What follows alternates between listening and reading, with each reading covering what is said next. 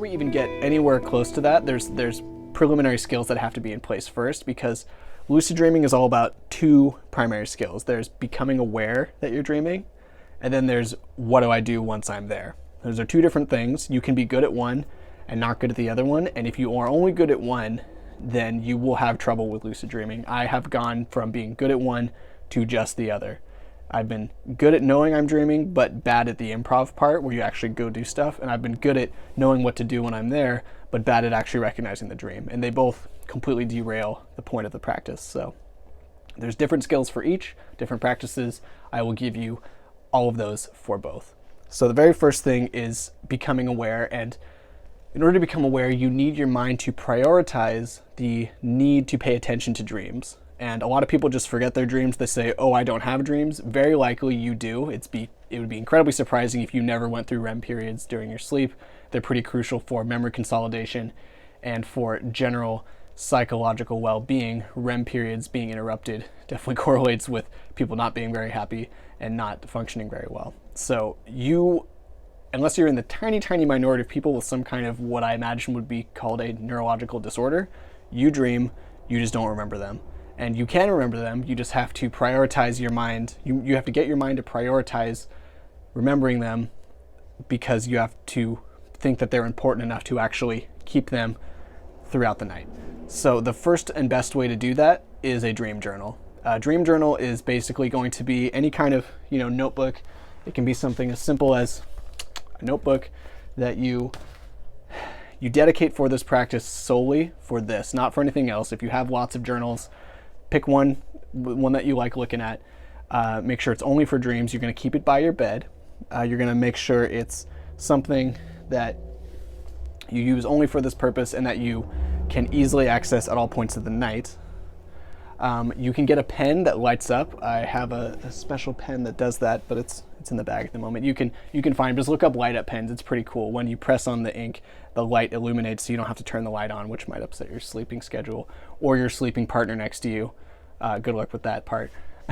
And you get a dream journal. You want to keep it accessible. And when you wake up from a dream, regardless of how much detail there is, even if it's just like a shade of like, oh, this person was there, or I have this emotion, or I think I was outside, it doesn't matter how minimal it is. As soon as you wake up, lay still, don't move, and then verbally go through, either in your head or out loud, what you experienced in the dream. If you go through in your head, then it's quieter, and so you won't disturb anyone else in the room with you if you happen to not sleep alone. But if you're only going through in your head, you might actually put yourself back to sleep, because that kind of monologuing, especially about a dream, will often put you right back to sleep. So I think it's helpful to speak out loud, and you just, hopefully it won't be too much of a disturbance, because if you're getting up several times throughout the night to record dreams, you're going to bug people. That's just the nature of lucid dreaming. So good luck with that part. If you do say the entire dream out loud, say it in present tense. It's a really helpful tip. So instead of saying something like, I dreamed that I was walking and I climbed a tree and picked an apple, you would say, I'm walking and I climb a tree and I pick an apple. It's all happening in real time, present tense, because that will instill a sense of being in the now, which is what lucid dreaming is all about, is being aware that you're dreaming as you're dreaming, not after you're dreaming. So present tense, very helpful in that sense. So you wake up, don't move, you verbally go through the dream, either in your head or verbally out loud.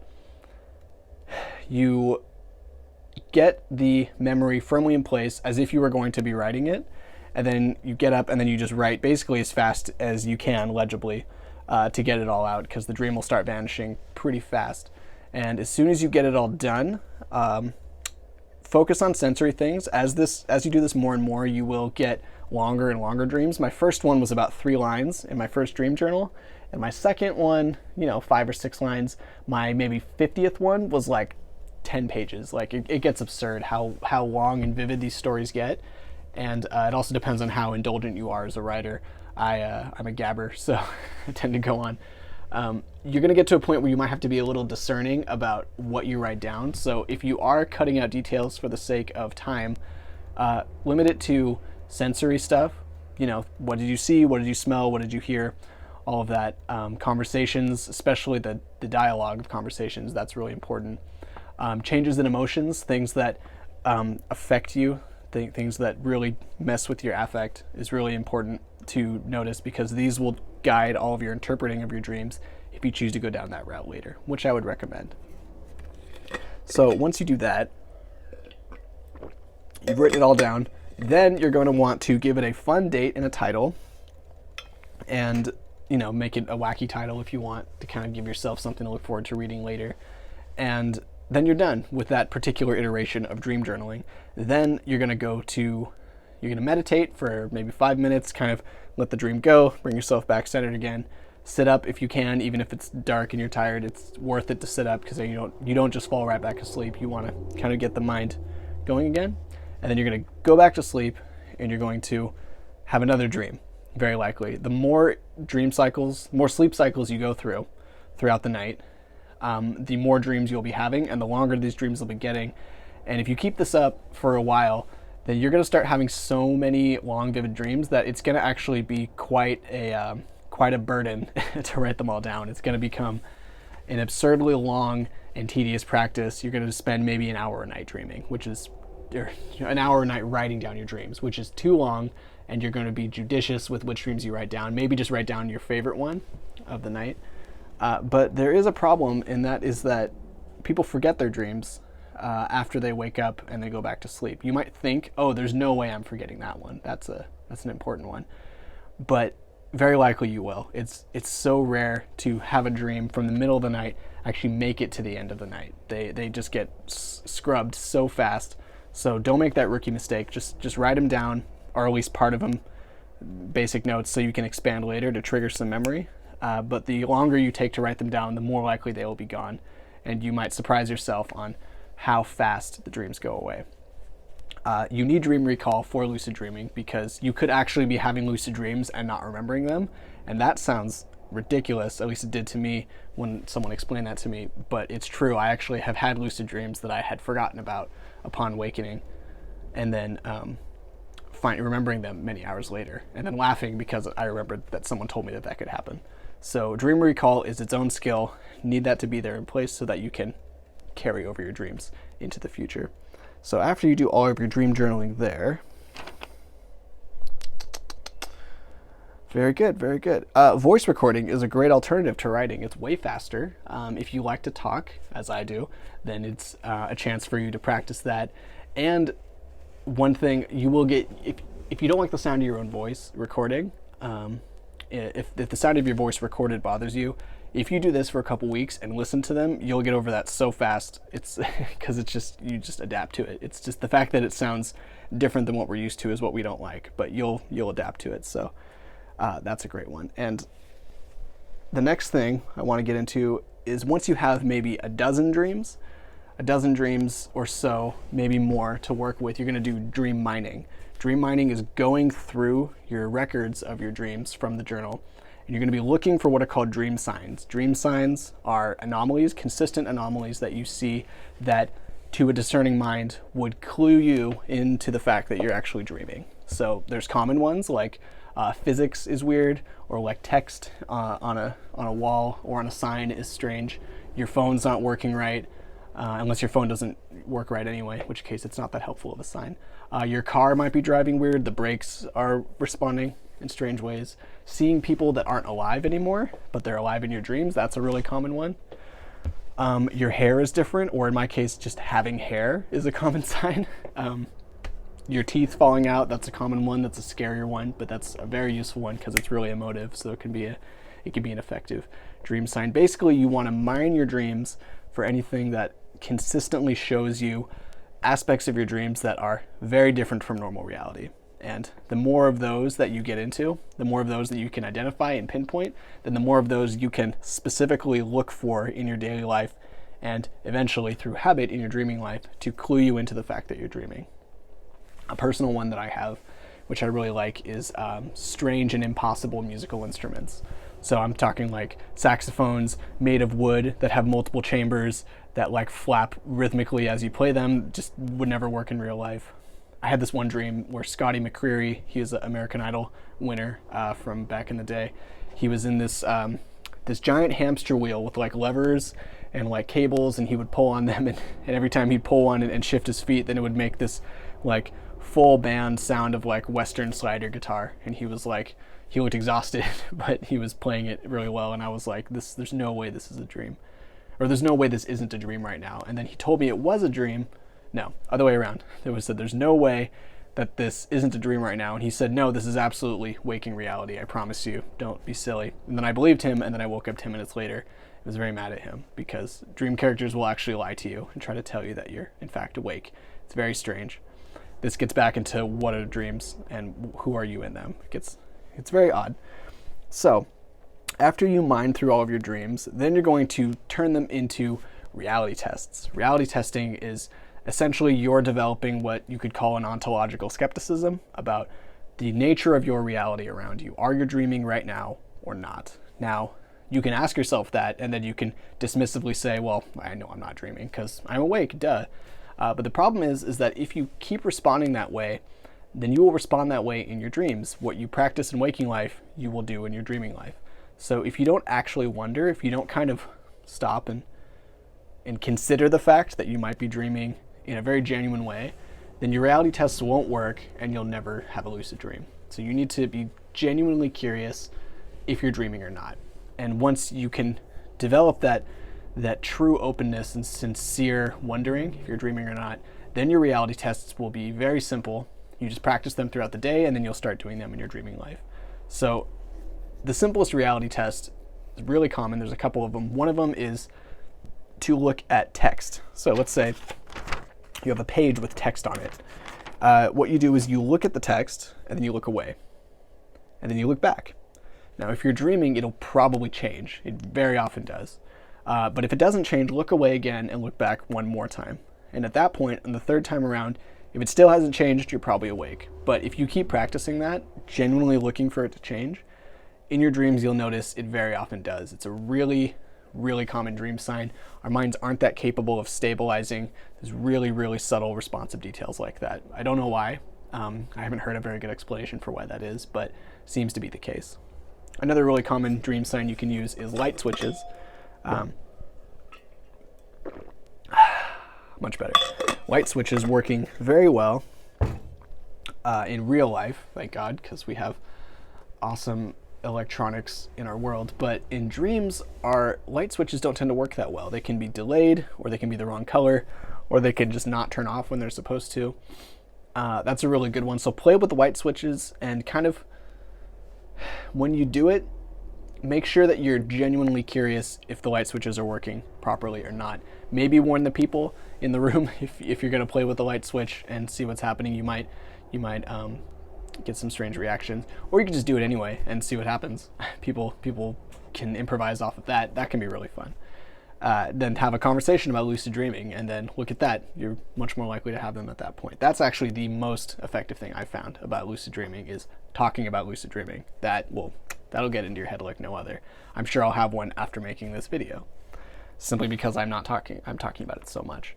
All right, the last test that I really like is jumping in the air, because we need excuses to do that anyway, because we are, mammals that like to be airborne for brief moments of time. But get up and just jump as high as you can, and then just see what it feels like. Because dreaming, it's so often that when you jump in a dream, the physics will be strange. You'll float, or you'll stay in the air. I mean, if you want to fly, which is the first thing most people do, you have to jump usually.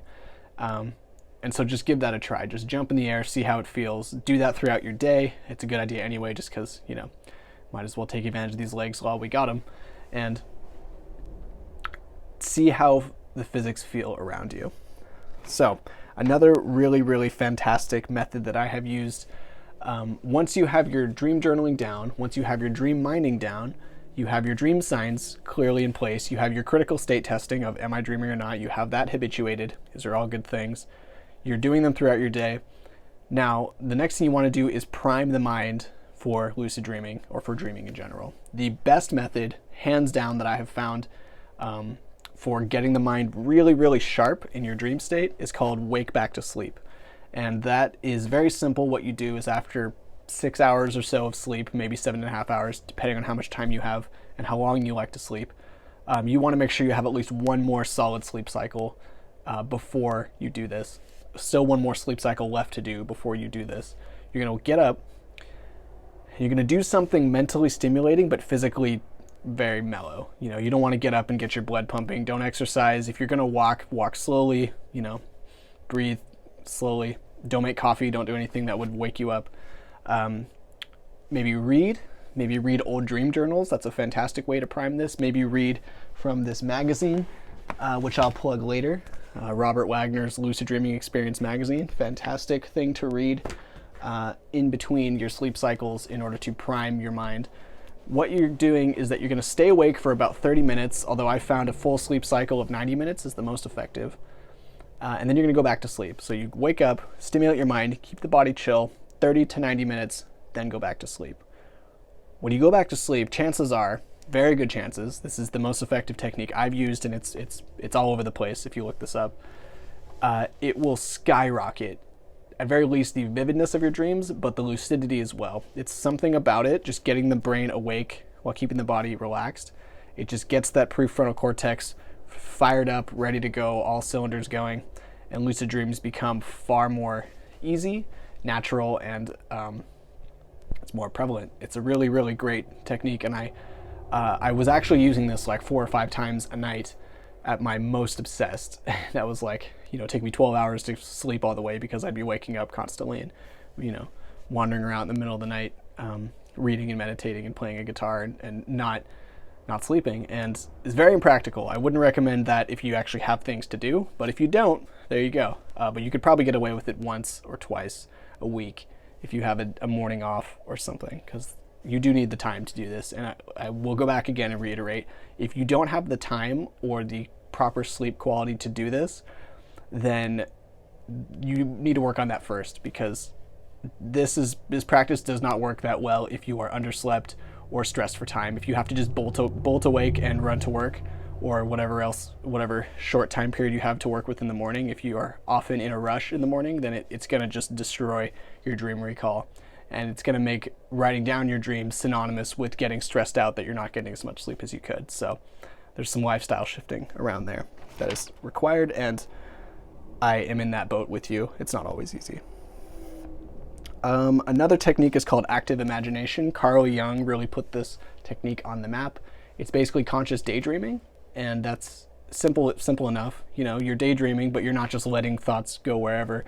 You're kind of playing with them, so you engage them slightly. You want to strike this balance between this passive receiving of your dreams, or of your daydreams as they're happening, but also engaging them and leading them just so slightly. You know, like you're propositioning your daydreams and seeing if you can pull out details from them and then build off of them. It's really similar to lucid dreaming. It's just while you're awake. And honestly, the more you do that one, the more similar they'll start to be, to the point where your daydreams and your nighttime dreams might look more or less the same subjectively, which is really cool.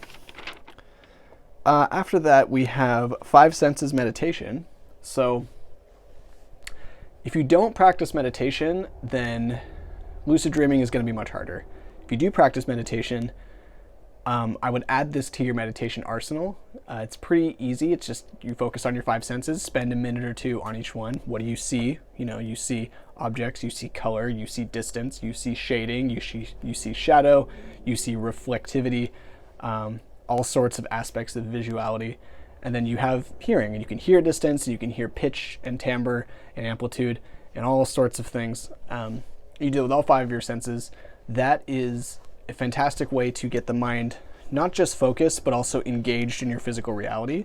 Because if you want to stay lucid, and this is actually the next sort of sub-skill underneath becoming lucid, it's what I call locking in. Locking in is the ability to stay lucid once you become lucid. Very often people will realize they're dreaming, and then they'll just kind of lose it.